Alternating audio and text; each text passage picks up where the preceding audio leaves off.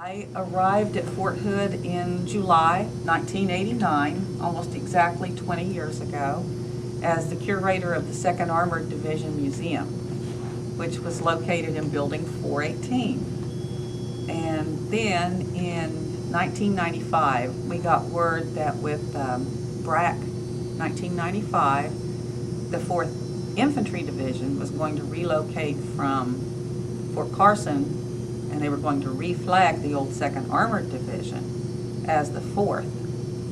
And initially I was very sad because I had developed a relationship with the 2nd Armored people, their associations, their veterans.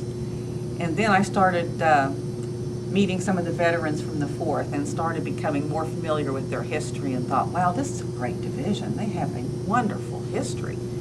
They're an even older division than the 2nd Armored. And one of the first people I met representing the veterans of the 4th Infantry Division was Bob Babcock, who at that time was a vice president of the association, later went on to become president. And he came through in '95, and he was asking me, well, are we going to have a 4ID museum here? And I said, that is General Coffey's intent.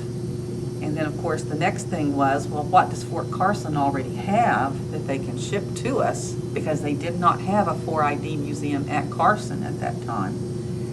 And the answer to that question was very little.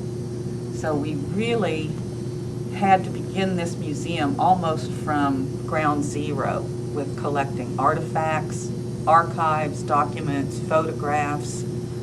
I made a trip to the National Archives to copy photos. I made a trip to Carlisle to copy from their photo collection. And almost every photo that you see in here was one that I took with my little 35mm camera during those 2 trips.